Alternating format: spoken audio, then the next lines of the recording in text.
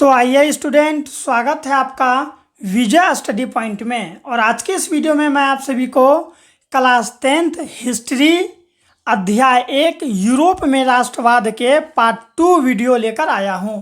पिछले वीडियो में यानी कि मैंने आप सभी को पार्ट 1 वीडियो में ये देख सकते हैं आप, ये सभी के सभी प्रश्न उत्तर को मैंने समाप्त कर दिया था। ये जितने भी ऑब्जेक्टिव है, साथ ही साथ यहाँ पर जो मिलान चिन्ह है ये भी, और ये नीचे में जो यहाँ पर है ना, ये देख रहे हैं आप लोग लघु उत्तरीय प्रश्न, मैंने इसे भी फुल एक्सप्लेनेशन के साथ समाप्त कर दिया है। ठीक है स्टूडेंट, तो अगर आपने वो वाला वीडियो नहीं देखा है तो पहले आप वो वाला वीडियो देख लीजिए, उसके बाद आप लोग पार्ट 2 को देखिएगा, यानी कि ये वाला वीडियो को देखिएगा। और इस वीडियो में मैं आप सभी को लघु उत्तरीय प्रश्न जो कि 60 लगभग शब्दों में उत्तर देना है, यानी कि 60 शब्दों में इसका उत्तर देना है, ये प्रश्न को मैं आप लोगों को समझाने वाला हूँ। यहाँ पर आप देख सकते हैं कि 1 से 5 तक प्रश्न यहाँ पर है जो कि 60 शब्दों में इसका उत्तर देना है। फिर यहाँ पर है दीर्घ उत्तरीय प्रश्न जिसका उत्तर जो है आप लोगों को 150 शब्दों में देना है। तो यही प्रश्न यानी कि 5 ऊपर और ये 5 नीचे,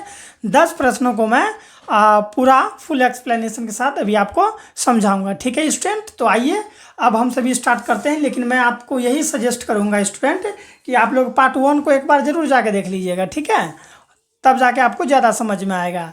ठीक है स्टूडेंट, तो आइए अब हम लोग स्टार्ट करते हैं। यहाँ पर देख सकते हैं आप स्क्रीन पर, ठीक है, कि लघु उत्तरीय प्रश्न 60 लगभग शब्दों में उत्तर दे, यानी कि ये जो है ना 60 शब्दों में इसका उत्तर देना है। ठीक है, अगर आप दे रहे हैं तो आपको एग्जाम में अच्छा मार्क्स मिलेगा। सभी के सभी प्रश्न इंपॉर्टेंट है, इसलिए मन लगा के समझिए और देखिए। देखिए स्टूडेंट, पहला प्रश्न है हम लोग का कि 1848 के फ्रांसीसी क्रांति के कारण क्या थे, यानी कि 1848 ईस्वी में जो फ्रांसीसी क्रांति हुआ था उसका कारण क्या था। ठीक है, तो इसके कारण को मैं यहाँ पर, ठीक है, नंबर वाइज लेकर आया हूँ। तो देखिए यहाँ पर 1848 के फ्रांसीसी क्रांति के निम्नलिखित कारण थे।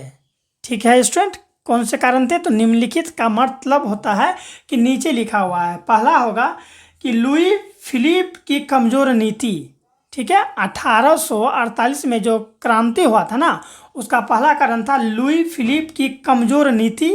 ठीक है, फिर दूसरा कारण था लुई फिलिप के द्वारा, किसके द्वारा? लुई फिलिप के द्वारा प्रतिक्रियावादी गीजो की प्रधानमंत्री बनाना, यानी ये जो है ना लुई फिलिप जो है ना गीजो को प्रधानमंत्री बना दिया था। ठीक है, फिर तीसरा है पूंजीपति वर्ग को साथ रखना। पूंजीपति यानी जो पैसा वाला थे, जिसके पास ज़्यादा पूंजी था, उसको अपने साथ रखता था। ठीक है, चौथा रीजन है असफल विदेश नीति, जो विदेशी नीति था ना वो असफल हो गया था इसका। साथ ही साथ 5वां नंबर में है किसी भी प्रकार का सुधारात्मक कार्य नहीं करना। और छठा है बेरोजगारी और भूखमरी बढ़ जाना। ये सब रीजन था स्टूडेंट। ठीक है, यानी कि ये जो मैं 6 रीजन दिया, ये 6 रीजन था जिसके वजह से 1848 के फ्रांसीसी क्रांति हुआ। ठीक है, तो वही चीज़ ये है, आपको समझ में आ गया। यही 6 कारण था जिसके वजह से क्या हुआ, 1848 ईस्वी में फ्रांसीसी क्रांति हुआ स्टूडेंट। ठीक है, तो आइए अब हम लोग आगे बढ़ते हैं। लेकिन आगे बढ़ने से पहले स्टूडेंट चैनल को एक बार सब्सक्राइब जरूर कर लीजिएगा, क्योंकि मैं इसी तरह के सभी वीडियोस समय पर अपलोड करते रहूँगा। साथ ही साथ एग्जाम टाइम में मैं आप सभी को क्वेश्चन बैंक भी पढ़ाने वाला हूँ। ठीक है, आइए अब हम लोग देखते हैं दूसरा प्रश्न। इटली जर्मनी के एकीकरण में ऑस्ट्रिया की भूमिका क्या था, यानी कि इटली और जब जर्मनी का एकीकरण हो रहा था तो उसमें ऑस्ट्रिया का भूमिका पूछ रहा है। ठीक है, तो ये प्रश्न कई बार एग्जाम में पूछे भी गए हैं, तो आप लोग इसको समझिए। इटली और जर्मनी के एकीकरण में ऑस्ट्रिया सबसे बड़ा बाधक था। ये चाहता था, ऑस्ट्रिया चाहता था कि इटली और जर्मनी का एकीकरण नहीं हो स्टूडेंट। ठीक है, 1830 ईस्वी की क्रांति के बाद इटली में भी नागरिक आंदोलन शुरू हो गया। कब शुरू हो गया? 1830 ईस्वी की क्रांति के बाद। ठीक है, 1830 ईस्वी में जो क्रांति हुआ था उसके बाद इटली में भी नागरिक आंदोलन शुरू हो गया। इसी समय मेजनी उत्तरी और मध्य इटली का एकीकरण करने का प्रयास किया, लेकिन मेटरनिख ने नागरिक आंदोलन को दबा दिया। कौन दबा दिया? मेटरनिख। मेटरनिख किसको दबा दिया? तो नागरिक आंदोलन को दबा दिया, जर्मनी में राष्ट्रवाद भावना को मेटरनिख ने दमनकारी कानून, ठीक है, कौन सा कानून स्टूडेंट, तो दमनकारी कानून कार्लसवाद के आदेश द्वारा दबा दिया, जिससे इटली का एकीकरण धीमी पड़ गया स्टूडेंट, ठीक है, जिससे क्या हुआ, इटली का जो है एकीकरण क्या हो गया, धीमा पड़ गया। तो यही प्रश्न है और आपको इसका उत्तर इस तरह से लिखना है जो मैं यहाँ पर दिया हूँ। आइए अब हम लोग आगे देखते हैं। तीसरा प्रश्न है हम लोगों का, यूरोप में राष्ट्रवाद को फैलाने में नेपोलियन बोनापार्ट किस तरह सहायक हुआ, ठीक है, किस तरह सहायक हुआ, इसी का यहाँ पर जवाब पूछा है। तो लिखिएगा आप लोग कि यूरोप में राष्ट्रवाद को फैलाने में फ्रांस की क्रांति के बाद में नेपोलियन के आक्रमण के योगदान दिया। यूरोप के कई राज्यों में नेपोलियन के अभियान से नवयुग का संदेश पहुंचा। नेपोलियन ने इटली और जर्मनी के राज्यों को भौगोलिक नाम की परिधि से निकालकर वास्तविक और राजनीतिक रूपरेखा प्रदान की। इससे इटली और जर्मनी का एकीकरण का मार्ग प्रशस्त हुआ। इस तरह से आपको एग्जाम में लिख देना है इसका आंसर। आइए अब हम लोग 4 नंबर देखते हैं जो कि कई बार एग्जाम में पूछे गए हैं। यह प्रश्न इंपॉर्टेंट है आप लोगों के लिए, ठीक है स्टूडेंट, समझिएगा ध्यान से।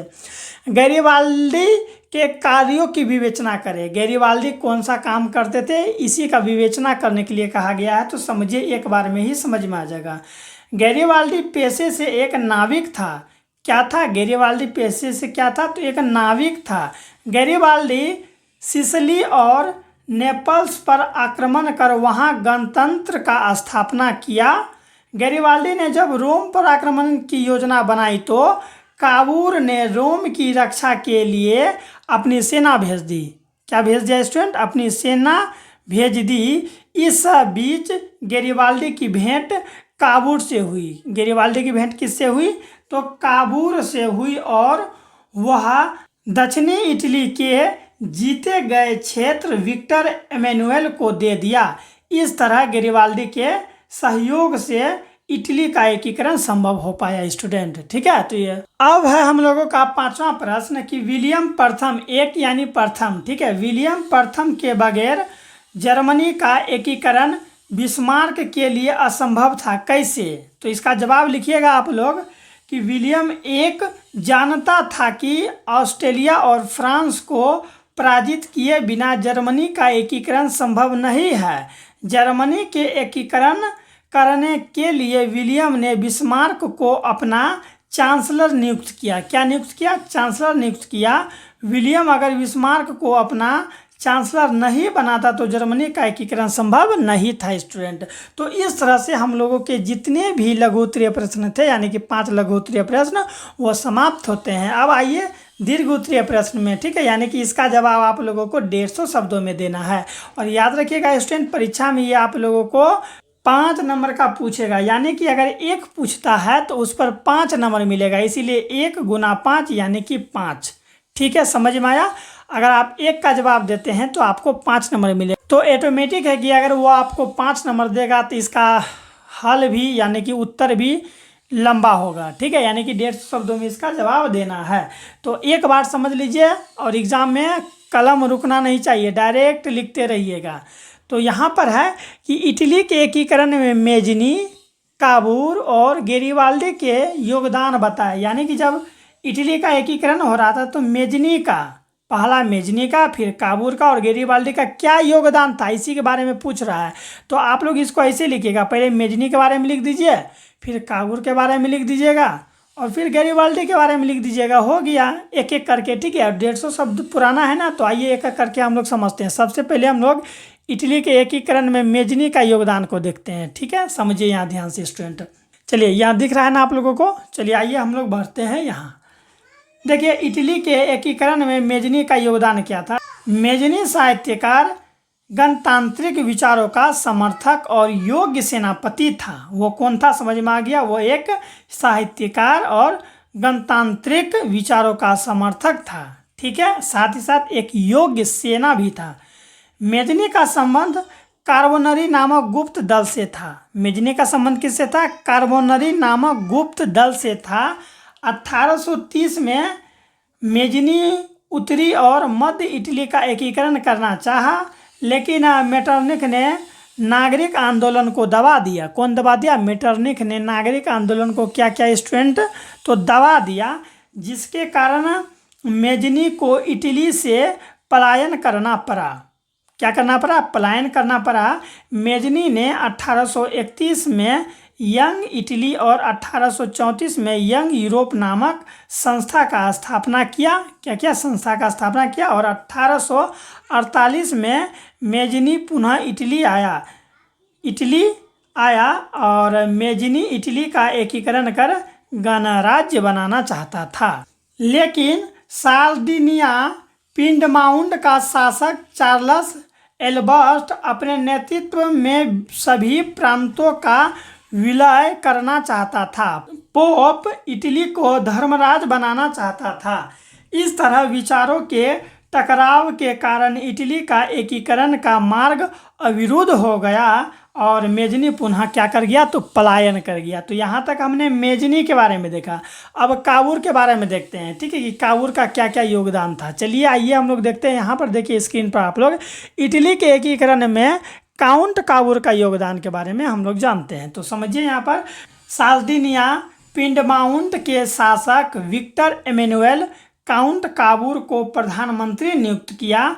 काउंट काबूर एक सफल कूटनीतिज्ञ एवं राष्ट्रीयवादी था। काउंट काबूर इटली के एकीकरण में सबसे बड़ी बाधा ऑस्ट्रिया को मानता था। किसको मानता था? सबसे बड़ी बाधा ऑस्ट्रिया को मानता था। स्टूडेंट 1853 से 54 के क्रीमिया के युद्ध में ऑस्ट्रिया को हराने के लिए काउंट काबूर ने फ्रांस के तरफ से भाग लिया। किसके तरफ से भाग लिया? फ्रांस के तरफ से भाग लिया। काउंट काबूर फ्रांस के नेपोलियन तृतीय से एक कूटनीति संधि कर ऑस्ट्रिया को पराजित कर दिया। ठीक है, क्या कर दिया स्टूडेंट? तो पराजित कर दिया। काउंट काबूर ऑस्ट्रिया को हराकर लोम्बार्डी और पिंडमाउंट पर कब्जा कर लिया। ठीक है स्टूडेंट, किस किस पर? तो काउंट काबूर ऑस्ट्रिया को हराकर लोम्बार्डी और पिंडमाउंट पर कब्जा कर लिया। फ्रांस को मदद करने के बदले में काबूर ने नीस और सेवाय नामक रियासत फ्रांस को दे दिया। 1860 से 61 तक काबूर ने सिर्फ रोम को छोड़कर उत्तरी और मध्य इटली के सभी रियासत को मिला लिया। स्टूडेंट क्या कर लिया? मिला लिया। और 1862 तक दक्षिणी इटली, रोम तथा वेनेशिया को छोड़कर बाकी रियासत को विलय कर लिया। तो ये किसका था स्टूडेंट? तो काउंट काबूर का योगदान था इटली के एकीकरण में। ठीक है, यहाँ है ना काउंट काबूर। अब हम लोग देखते हैं कि इटली के एकीकरण में गैरीबाल्दी का क्या योगदान था। किसका? गैरीबाल्दी। ठीक है, जो कि पेशे से क्या था? गैरीबाल्दी एक नाविक था स्टूडेंट। गैरीबाल्दी पेशे से क्या था? तो एक नाविक था। आइए अब हम लोग उसके योगदान के बारे में जानते हैं, जो कि आप लोग यहाँ पर देख पा रहे होंगे गैरीबाल्दी के बारे में। ठीक है, तो आइए हम लोग इसे समझते हैं कि गैरीबाल्दी पेशे से एक नाविक था और मेजनी के विचारों का समर्थक भी था। ठीक है, क्या था? समर्थक भी था। परंतु बाद में काबूर ने संवैधानिक राजतंत्र का पक्षधर बन गया। गैरीबाल्दी सिसिली और नेपल्स पर आक्रमण कर वहां गणतंत्र का स्थापना किया। गैरीबाल्दी ने जब रोम पर आक्रमण की योजना बनाई तो काबूर ने रोम की रक्षा के लिए अपनी सेना भेज दी। इसी बीच गैरीबाल्दी की भेंट किससे हुई? तो काबूर से हुई और वह दक्षिणी इटली के जीते गए, क्या स्टूडेंट? जीते गए क्षेत्र विक्टर एमेनुएल को दे दिया। इस तरह गैरीबाल्दी के सहयोग से इटली का एकीकरण 1871 में पूर्ण हो गया स्टूडेंट। ठीक है, तो आइए अब हम लोग दूसरा नंबर प्रश्न को देखते हैं। तो एक बार चैनल को सब्सक्राइब जरूर कर लीजिएगा। ठीक है स्टूडेंट, क्योंकि बहुत मेहनत लगता है पढ़ाने में आप लोगों को। ठीक है, गुरु दक्षिणा के तौर पर सब्सक्राइब ही कर दीजिए। ठीक है, चलिए 2 नंबर का प्रश्न को हम लोग समझते हैं कि जर्मनी के एकीकरण में बिस्मार्क की भूमिका का वर्णन करें। ये अलग से पूछा है कि बिस्मार्क का क्या भूमिका था स्टूडेंट जर्मनी के एकीकरण में। तो हम लोग इसका उत्तर देते हुए लिखेंगे कि बिस्मार्क प्रशा के शासक विलियम का चांसलर था। बिस्मार्क जर्मन डाइट में प्रसा का प्रतिनिधि था। बिस्मार्क हिंगेल के विचारों से प्रभावित था। बिस्मार्क रक्त एवं लौह की नीति का अवलंबन किया। ऑब्जेक्टिव में बनता है कि रक्त और लौह का अवलंबन किसने किया? तो बिस्मार्क ने किया था। जर्मनी के एकीकरण के लिए प्रसा का डेनमार्क, ऑस्ट्रिया और फ्रांस से युद्ध हुआ। 1864 ईस्वी में प्रसा ऑस्ट्रेलिया के साथ मिलकर डेनमार्क पर आक्रमण कर दिया। क्या कर दिया स्टूडेंट? आक्रमण कर दिया। और 1866 में, कब? 1866 में ऑस्ट्रिया प्रसा के बीच सेडोवा का युद्ध हुआ। पूछेगा कि सेडोवा का युद्ध कब हुआ था? तो 1866 ईस्वी में हुआ था। ठीक है। और 1871 में फ्रांस प्रसा के बीच सेडोन का युद्ध हुआ था। ये डेट याद रखिएगा। ठीक है। 1871 में फ्रांस प्रसा के बीच सेडोन, ठीक है, सेडान का युद्ध हुआ। और 10 मई 1871 को फ्रांस प्रसा के बीच फ्रैंकफर्ट की संधि हुई। किसकी संधि हुई? तो फ्रैंकफर्ट की संधि हुई। ठीक है। इस तरह 1871 ईस्वी में जर्मनी का एकीकरण पूर्ण हो गया स्टूडेंट। तो हम लोगों ने जर्मनी के एकीकरण में बिस्मार्क के भूमिका के बारे में भी देख लिए ना। अब आइए हम लोग आगे देखते हैं, यानी कि तीसरा नंबर प्रश्न को देखते हैं, जो कि काफ़ी इम्पोर्टेंट होने वाला है। हालांकि बुक वाला प्रश्न तो काफ़ी इम्पोर्टेंट होता ही है, क्योंकि एग्जाम में इसी से ज़्यादातर पूछे जाते हैं। देखिए तीसरा प्रश्न है कि राष्ट्रवाद के उदय का कारण एवं प्रभाव की चर्चा करें। ठीक है। राष्ट्रवाद के उदय का कारण क्या था एवं इसका प्रभाव क्या पड़ा, इस पर विचार करना है। तो आइए हम लोग देखते हैं नंबर वाइज। यूरोप में राष्ट्रवाद के उदय का क्या कारण था? तो हम लोग समझते हैं इसे क्या कारण था। पुनर्जागरण के फलस्वरूप उत्पन्न परिस्थितियाँ। दूसरा है कि 1789 में फ्रांसीसी क्रांति के आदर्श। तीसरा है नेपोलियन का सैन्य अभियान। चौथा है मेटरनिख की प्रतिक्रियावादी नीति। ये जो है ना स्टूडेंट, ये जो है चार कारण है स्टूडेंट। ठीक है। राष्ट्रवाद के उदय का ये 4 कारण है। अब आइए इसके प्रभाव के बारे में हम लोग जानते हैं। ठीक है। तो यहाँ पर है कि राष्ट्रवाद के उदय के प्रभाव, यानी कि उदय का क्या प्रभाव पड़ा। तो राष्ट्रीयता की भावना से प्रेरित होकर अनेक राष्ट्रों में क्रांतियाँ, आंदोलन और नए रास्ते का उदय होने लगा। दूसरा है कि राष्ट्रवाद का प्रभाव एशिया अफ्रीका के उपनिवेशों पर भी पड़ा। तीसरा है कि राष्ट्रवाद के विकास ने प्रतिक्रियावादी शक्तियों और निरंकुश शासकों का प्रभाव कमजोर कर दिया।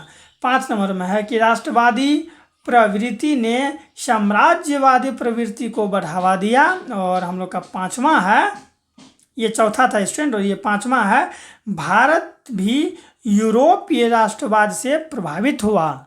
ठीक है। तो यही था इसका कारण और प्रभाव। अब आइए 4 नंबर का प्रश्न देखते हैं कि जुलाई 1830 की क्रांति का विवरण पूछ रहा है। तो आप लोगों को इस तरह से इसका जवाब देना है। चांसलर दस निरंकुश एवं प्रतिक्रियावादी शासक था। उसने प्रतिक्रियावादी पोलिंगनेक को अपना प्रधानमंत्री बनाया। पोलिंगनेक अभिजात वर्ग का साथ दिया, इसलिए उदारवादियों ने पोलिंगनेक के विरुद्ध गहरा असंतोष प्रकट हुआ।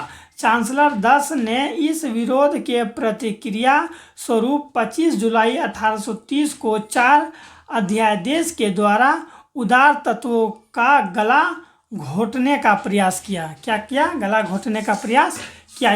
इस अध्यादेश के विरुद्ध में पेरिस में क्रांति का लहर दौड़ गया और फ्रांस में 28 जून 1830 से गृह युद्ध आरंभ हो गया। इसे ही जुलाई 1830 की क्रांति कहते हैं। ठीक है स्टूडेंट, ये याद रखिएगा, जुलाई 1830 की क्रांति कहते हैं। आप लोग इसे 2 से 3 बार पढ़िए, पूरा समझ में आ जाएगा।